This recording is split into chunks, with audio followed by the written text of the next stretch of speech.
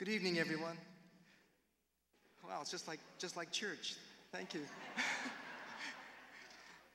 This evening we have a wonderful opportunity to present two awards to two very, very special individuals. Joyce Verhaar and Dan Kovats will both be receiving the Albert P. Smith Award. Before I start that process, I'd like to tell you a little bit more about the Albert P. Smith Award. Smitty was the founder of the music program at Grand Rapids Community College. He carries the legacy for us, and he has been so gracious to come to all of these Musical Moods performances over the last few years, which has been fantastic. This evening, we continue to honor Smitty with the legacy of the Albert P. Smith Award. This is an endowment that allows us to offer scholarships to not only voice majors, but also it allows us to use some of those funds for equipment and also to do some work on the building, which we know definitely needs some help. Anyway, this evening I have a very special privilege to present Albert P. Smith and our interim president, Dr. Ann Mulder.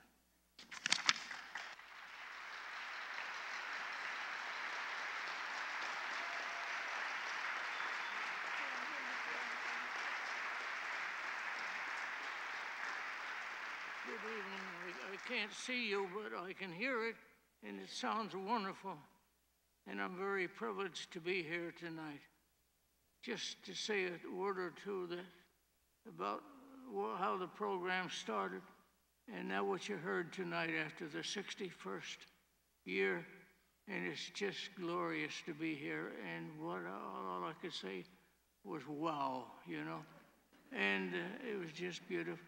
Just to say a few words about the beginning, when I was hired, Don Armstrong said to me, a good leader has two qualities. He knows himself, and secondly, he knows whom he's going to hire, because a good leader is surrounded by people who are successful, and it is true. And that's why I hired Dan Kovats. I was there alone for a couple of years, and I found that what I knew that I was weak in. And so I went to various high schools to listen to all of the band directors, and then I went to Central High, and Dan was there, and he had a little orchestra, and it sounded like a college orchestra. And I said, Dan, how do you get that sound? He says, I arrange it for the quality of the person playing. And so I said, you're the man I need, so that we worked together so well as arranger and performer, and we're just grateful that Dan is going to be one of the recipients tonight of the award. And I didn't want to take any more time because you got a lot of wonderful things going on. Thank you very much.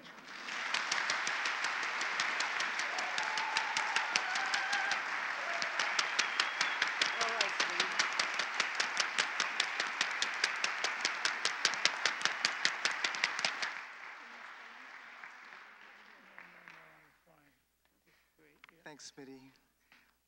This evening, I've asked Dr. Mulder to speak about her relationships and the memories that she has of both Dan Kovats and Joyce Verhaar. Dr. Mulder?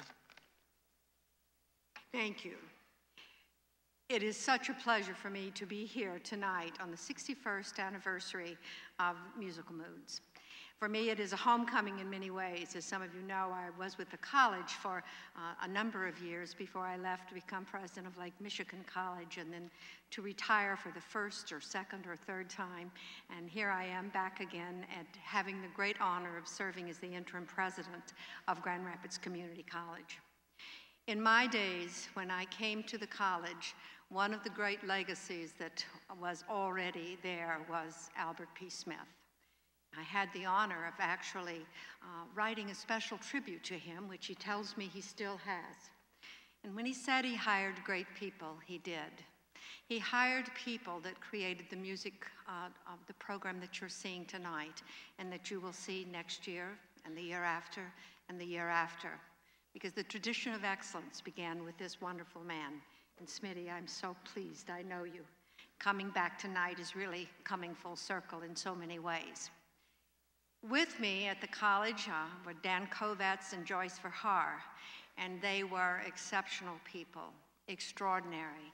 I admired them so much because the quality of excellence that they demanded from their students helped to create and develop, again, a program that led us ultimately to because Smitty directed that, to be one of the few community colleges in the nation accredited by the National Associations of Schools of Music. It's usually reserved for those senior institutions or for those very fine musical institutions, but it is here in this city. And the tribute tonight is really to three individuals who left a legacy of excellence that we will strive to achieve and are proud to acclaim as our very own. It is my privilege now to turn this microphone back over to Kevin so that you may meet two of the other great stars of Grand Rapids Community College's music program.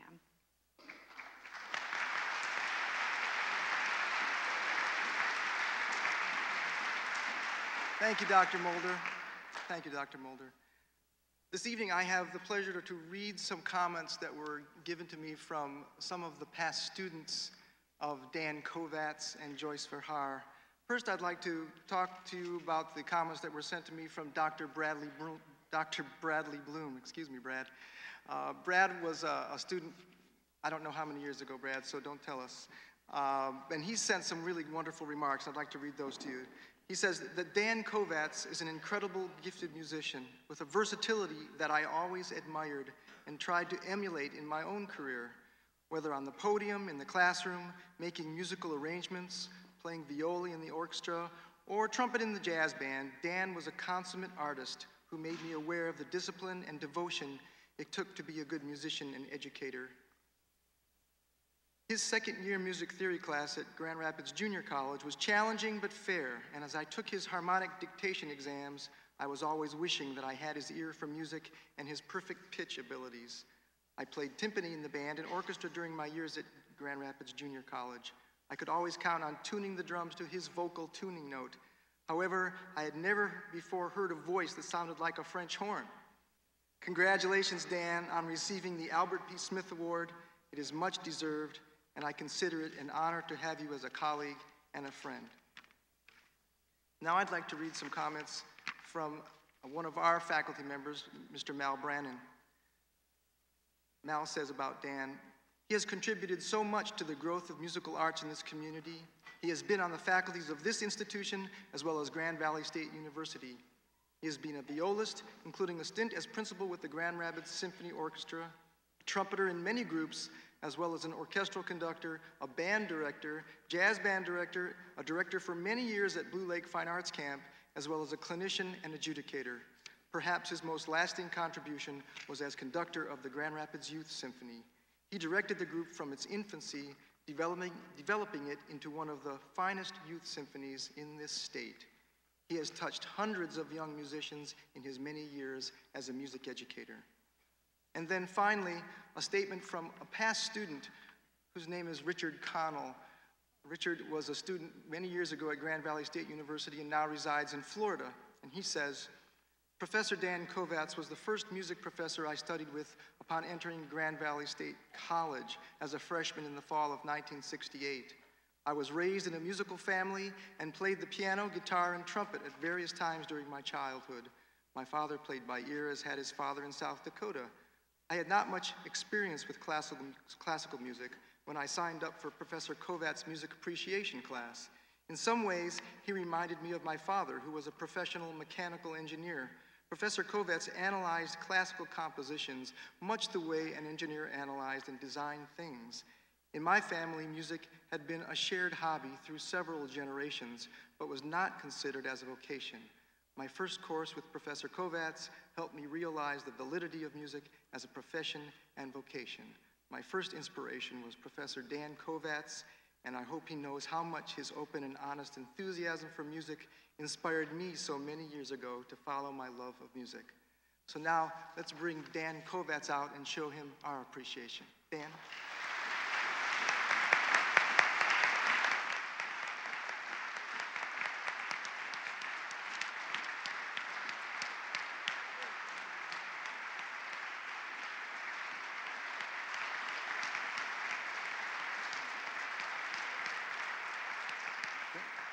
Thank you all so very much for recognizing me for this award. It's a real honor and a pleasure to be here with all of you.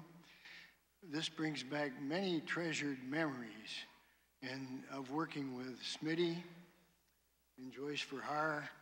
We had a 3-person department that covered the first 2 years of college music. We were busy.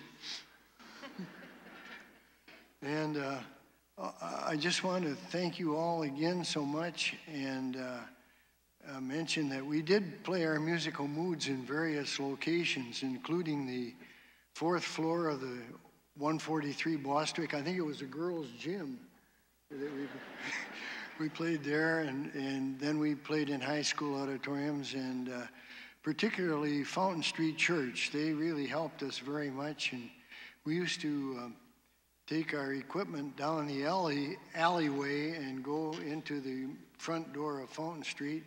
That was okay, except for one thing. The alleyway was cobblestones. We did it. And so again, thank each and every one of you. It's a really pleasure and an honor. I'm so happy to see how the music department has evolved, and both in size and impact. And bravo to Grand Rapids Community College.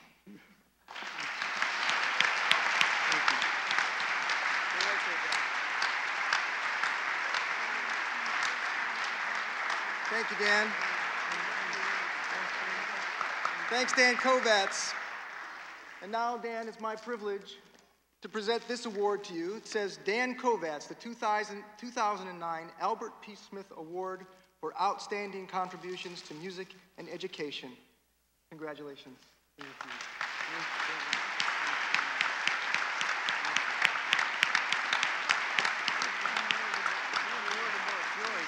We're going to bring her out.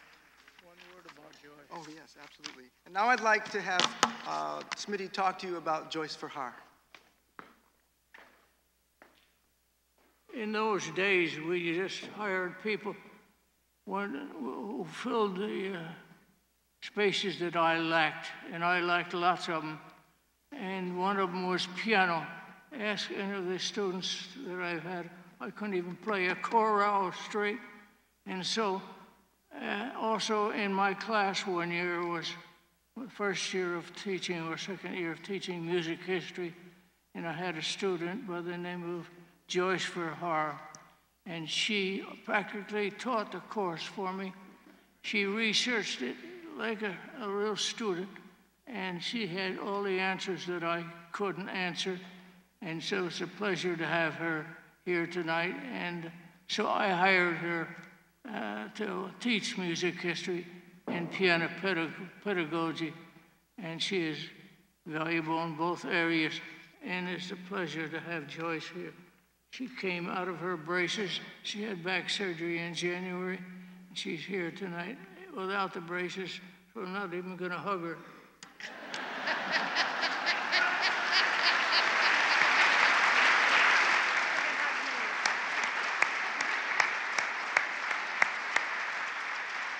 Thanks, Smitty. Now I'd like to share some statements with you about Joyce Verhaar. These statements were also sent to me by Dr. Bradley Bloom. And Brad, if you're out there, we'd like you to find your way up on stage so we could have you in some pictures with the award winners. So if you could work your way up here, we'd really appreciate it. This is what Dr. Bloom says. Joyce Verhaar gave to me at a very young age one of the most important treasures of my life, the gift and love of great music. It is she who initially showed me the way to music of the masters and helped me to understand compositional creativity at the highest level. Whether teaching me Bach, Beethoven, Brahms, or Bartók, she always guided me with a firm musical hand but gentle disposition. The gentle disposition accounted for her not yelling at me when I hid my Bach inventions in the bushes before a lesson one day. I will always remember her saying during a lesson, "And the phrase goes to there." A pointing gesture would usually accompany that statement and either confirm or deny that I had felt the music correctly. That part of her teaching has always guided my interpretation of a musical score.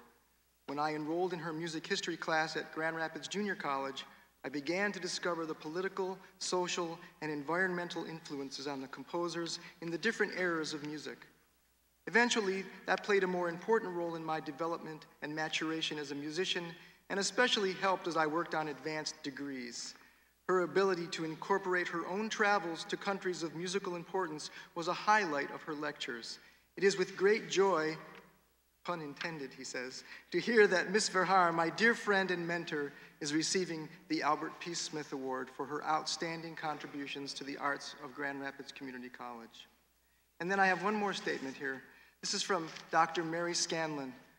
She is a Grand Rapids Community College music professor, retired. When Joyce was teaching, she was known for being very generous with her time for piano students who needed to make up missed lessons. She also made it known that Saturday afternoons were totally out of bounds for any extra time, since she was and remains an avid U of M football fan. She never misses a game if she can help it. In this case, it's sports before music. During Joyce's teaching days at community college, she spent many summers attending and participating in conferences and workshops around the world. One day she overheard two students discussing yet another trip she would be making. One student said, "Do you think she is independently wealthy?" The other student replied, "She can't be. She always brown bags her lunch." Joyce's appetite for travel continued in her retirement years, and she has had trips to the Holy Land, Alaska, China, Turkey, as well as to various countries in Europe. Now, Mary also mentioned that the thing that she valued most about Joyce is that she was such a great example for her when Mary took the job at community college, and that they ended up becoming such very good friends. Mary also mentioned that Joyce makes a world-class pie crust. Let's welcome Joyce Verhaar.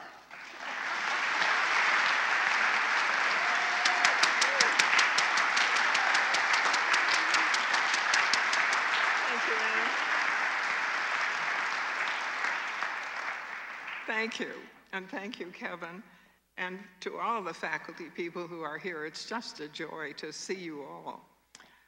I really just want to say one thing. He's mentioned that someone had suggested that possibly I was kind of loaded because I was going to Europe every summer, which wasn't quite true. But one incident I do remember, on Friday morning, very often Chuck Buffum would go over to what we used to call the 5th floor to pick up the paychecks.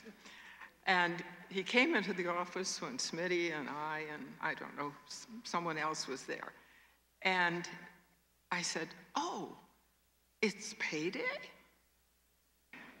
And they looked at me rather startled, and I did say, "Oh, well, you know, I'm independently wealthy." Which was, of course, the biggest fib I'd ever made. But I do think that I had so enjoyed those years of teaching and being with the young people and making such good friends and enjoying the teaching so much that I think I would have been here even without the paycheck. So thank you all so very much for this honor.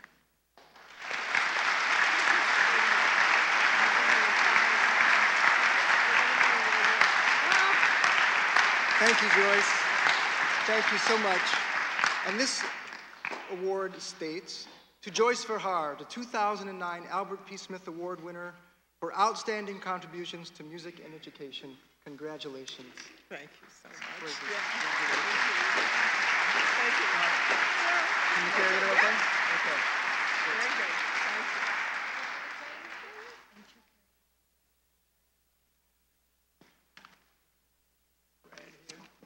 Brad, are you out there somewhere? Yes. Come on up. There he is. Please come up so we can get some pictures. Joyce, can you join us one more time? And is Dan still out there? Congratulations. Dr. Brad Bloom.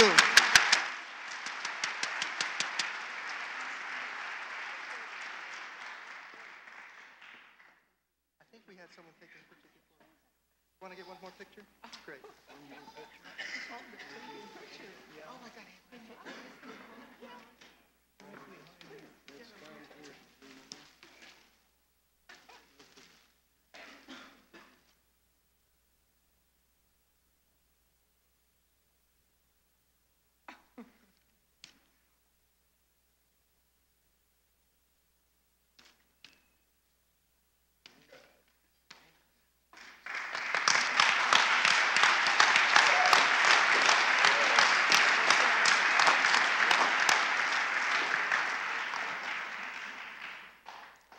Thank you very much. Thank you. Now we're going to allow these Albert P. Smith Award winners to find their way back to their seats. And if I could ask the flower bearers to help them get back, we would really appreciate that.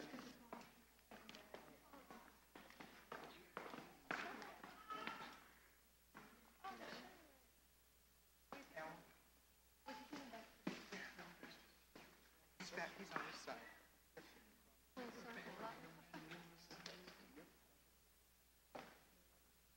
Thank you. Now we have a great honor this evening, and if Dr. Mulder is still with me, yes, she is. Yes. This evening we have the opportunity to honor a gentleman who has been with Grand Rapids Community College for 27 years, and he's decided that this year he's going to retire. This evening I'd like to ask Dr. Mulder to talk to you briefly about Dwayne Davis.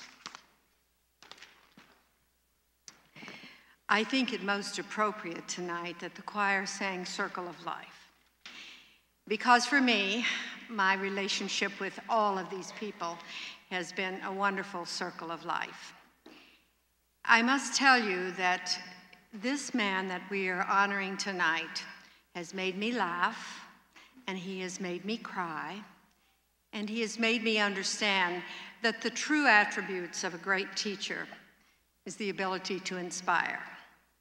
The ability to inspire and to create a dream in the heart of all of the students that they touch, that they too can be inspirers, and they too can have a song that creates a legacy that lives forever in our hearts. I am so happy that I have had the honor of coming home to say goodbye, and in this instance to say goodbye to a man who really has become the epitome of music in this community. It is such an honor to say that I have worked and known for 35 years Dwayne Davis. I am so pleased that he is here with us this evening and that we have the ability to honor him one more time.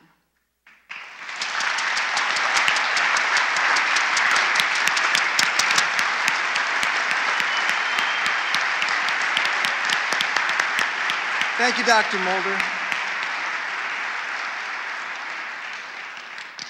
This evening, oh, there he is. I didn't know if you felt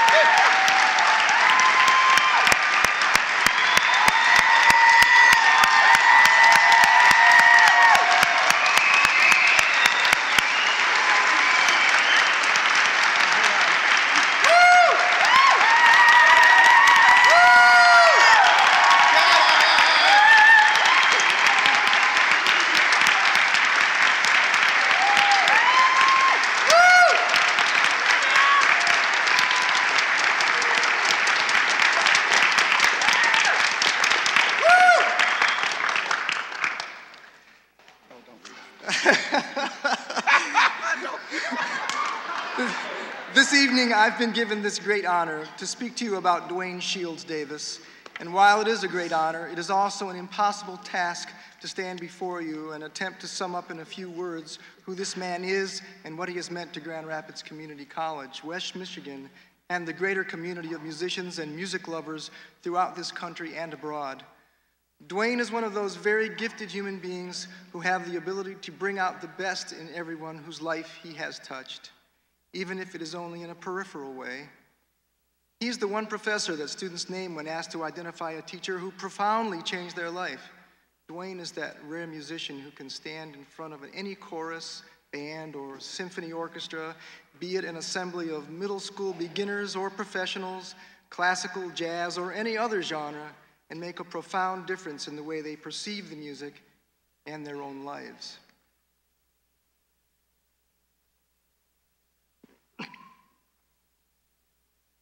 Dwayne has enriched not only this music department, but all of Grand Rapids Community College with his passion, his humor, and his gracious spirit. He's that one person that you seek out in a crowd, knowing that he will be positive and supportive of the path that you travel. Dwayne is the music that personifies Plato's statement that music and rhythm find their way into the secret places of the soul. I know that many of you have your own stories to tell about Dwayne Davis, and that you would gladly stand up here in my place to share them with this audience. But tonight, I felt it was important for us to hear about Dwayne from the people who are closest to him. At this time, allow me to introduce Mrs. Kay Davis. Kay?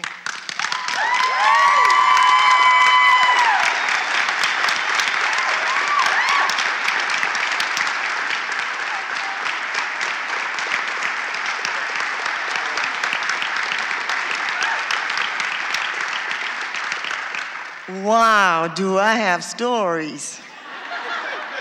I'm gonna get a little closer to the mic. Good evening. First of all, I want to say to the college that I too appreciate the support, the respect, the constant total honor that they give him as an educator at the college. He has never, ever come home to complain. From day one until now, he has been so satisfied. I used to ask him so many times as we were getting older, well, you thinking about retiring? I don't know yet. I don't know what I'm gonna do. I'm just trying to get through today. And probably that day, he probably had about 5 concerts. So I would, back off. And maybe a few more months would pass. And, now it's summer and he's winding down. And I'm thinking, well, maybe he's had enough now. Hubby, you thinking about retiring now? I don't know yet. I just live in today. So I'm going on with, we're getting older. I wonder how long he's going to just live in the day. Because I need some kind of clue where I'm going. And so one day, near the end of the summer, he just said out of nowhere, the day has come. And I knew that it was for real, but I knew it was not a sad thing for him. He was just changing to a new avenue, changing to a new direction. And I just want to tell you that it has been wonderful having the arts, being a part of the arts in our family. It has done so much for our children. It has done so much with our relationship. And we know so many people because of it. We have seen the world because of it. And we thank you for that. And I have a couple of stories to tell. And then I'm going to ask some students to come down. Some of your favorite students? I know. I mean, how many chances do I get to do this? I remember once at John Knox. John Knox, are you here? Dwayne was the choir director at John Knox Presbyterian Church for about 14 years. And most of the time, during that time, our children were born. And I remember whenever Dwayne would come before the chorus to sing, he always used to say to me before we got out of the car, if those kids start crying, take them out of there. Now, I don't have any control over when my kids are going to cry that much. So he gets in front of the choir, and it's now time to start the anthem. And he does this, bring the choir up, and he's waiting for them.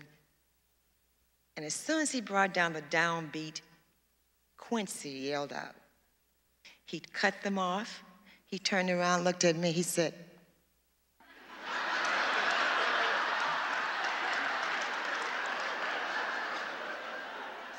You're a great storyteller.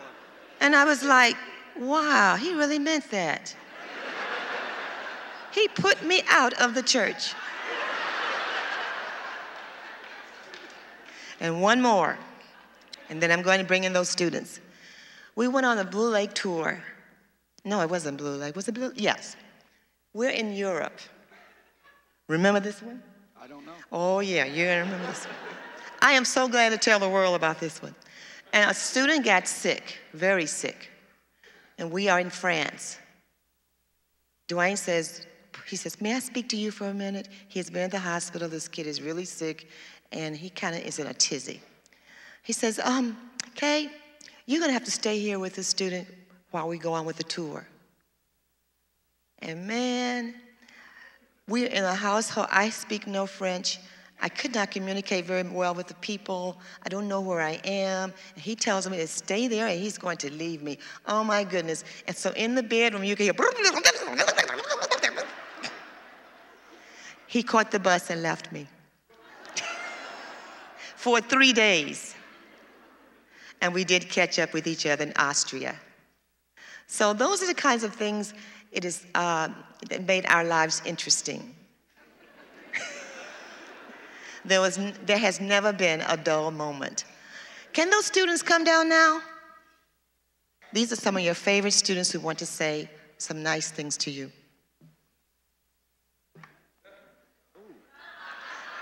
They will be down in a second, I'm sure. Here they come. He taught these students art about the arts, respect. He taught them love of family, love of community, love of music. He taught them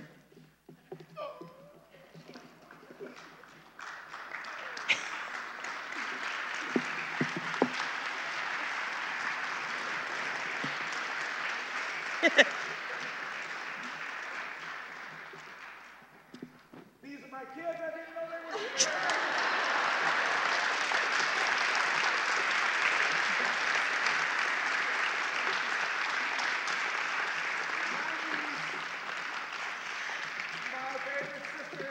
Right, you have my brother-in-law and my sister, Xavier, Quincy.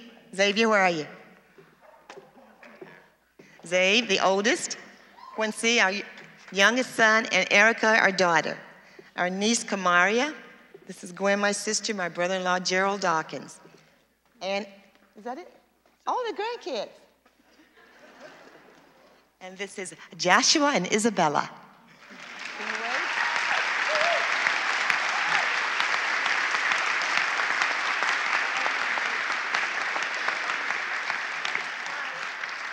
And we want to say thank you to you, hubby, because you are the nucleus of our family.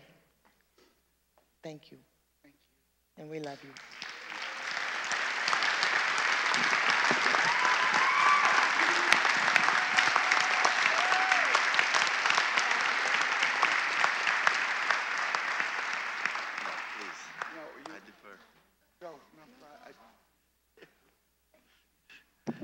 I'm actually not very comfortable in front of a microphone, so I'm not going to say very much. But this is kind of a special occasion, and I just wanted to say that I've been so blessed to have grown up in the Davis household and to be the son of Dwayne Davis. I've learned so much, not because he's strict or hard teacher, but he teaches by example. And if I can be a tenth of what you are, then I'll be extremely successful. So I have one short story. I mean, who doesn't if you know him? So I've known how he's affected me, of course, and I've seen the hundreds and thousands of people that he's affected in a positive way, that he's changed people's lives. And but I didn't really appreciate it when I was growing up. One of the, as my siblings will attest to, one of the worst things to do with my father is to go to the mall. 30 seconds within walking in the front door, "Hi, Dwayne," you know, and he's engaged in a conversation for 5-10 minutes, and we're standing there. You know, you're 7 or 8, and you don't have as much patience, and you're just there to get a shirt. So, you know, finally that conversation finishes. You walk another 10 steps. Someone else, a former student from 20 years ago, and he's such a gregarious, humble. He likes to. He gives everyone his full attention. So when you're next to him and you're 9, and he's giving this person, you know, starting a brand new conversation, it's very difficult to. But so I knew that he knew a lot of people, and that he affected people in a positive way. But fast forward to maybe a year after I moved to New York, and I was feeling kind of good. I was finally working, and this is my town now. You know, we're not in Grand Rapids. This is my town. You know, welcome, Dad. You know, I'll show you around. And we're walking around. He loves New York, so you know he likes to sightsee. And we're walking by Tower Records, I think, and the first thing I hear is, "Dwayne!" So you can't win. But I love you, Dad.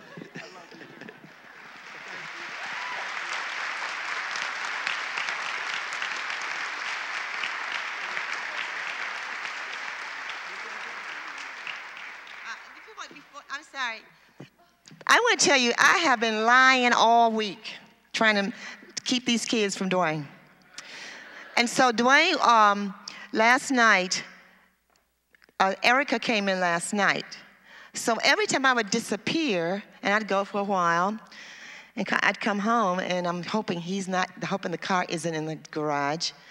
And it wasn't last night, so I ran in the house. All the lights were out. It was very dark. And I said, I got to make the house look as though everything is normal. So I run around, I turn all the lights on, and I get my clothes off because I still have my clothes on from work. And I'm trying to be as normal as looking as I could. So finally, all of a sudden, I hear the car pull in. He comes in, I jump in the bed, and I pull the covers up. Hi. He said, what'd you do all evening? I said, oh, I just did puzzles. That was such a lie. And then today, after school, I also teach music. So I usually get home about 4:30, and I came and went to my sister's to see the kids. So I was over there at about 5:30. And I'm usually home by 4:30. So Dwayne was home, and so I pull up. So he's looking at me like, well, where have you been? I said, oh, my goodness. I had to buy some music when I left school, so I was at the music store for an hour and a half. So I got in the car and I said, gosh, it must be awful to be a liar, because so I did a lot of that to bring these kids in without him knowing. He had no idea that they are here.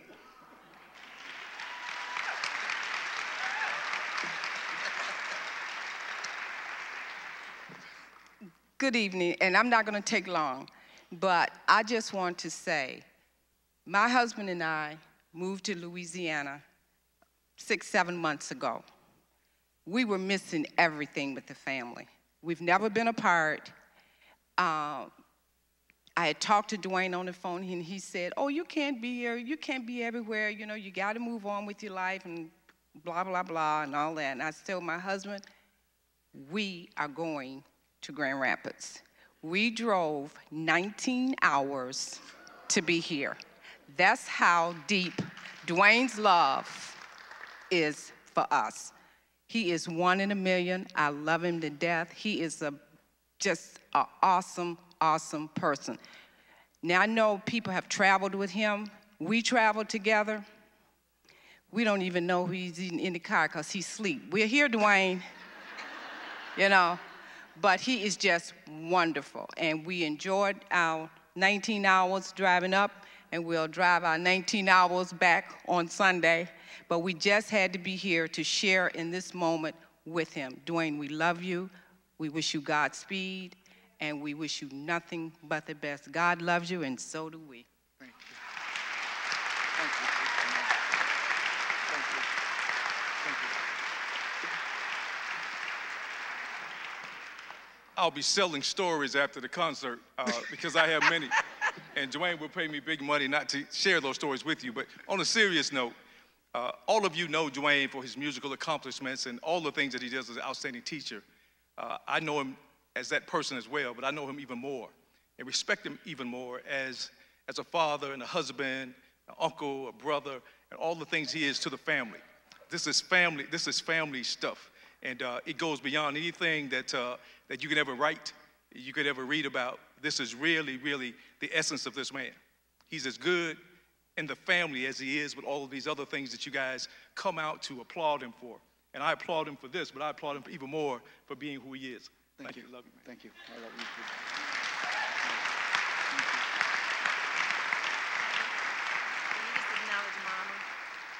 I know this has been long, and we do have a second half.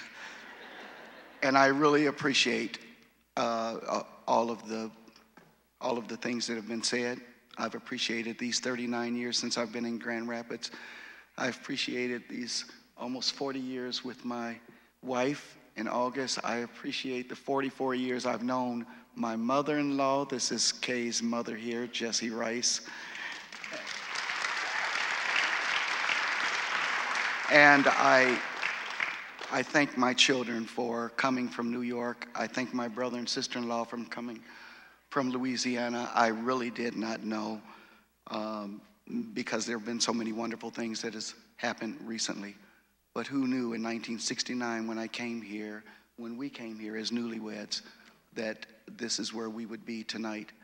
And I walked in the auditorium and I saw Ruth Van Giesen, one of my first students from Northeast Middle School in 1969. I was young, I was hopeful, and here she and her mother are tonight, and husband, and we talked about the dotted Swiss dress that, and I see Carlos Mateus and his wife from Creston High School, and so many others of you through the years, and I just thank you so much.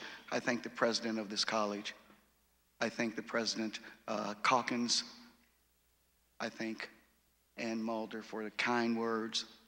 I thank our chairperson, Kevin Dobrev, who's like a brother to me. I thank Lynn Asper. I thank the staff and the secretaries and everyone. And I thank these fabulous students because these students are who I was 44 years ago. And that's why I love this institution.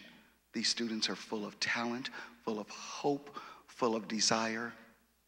And the faculty is so dedicated to nurturing that.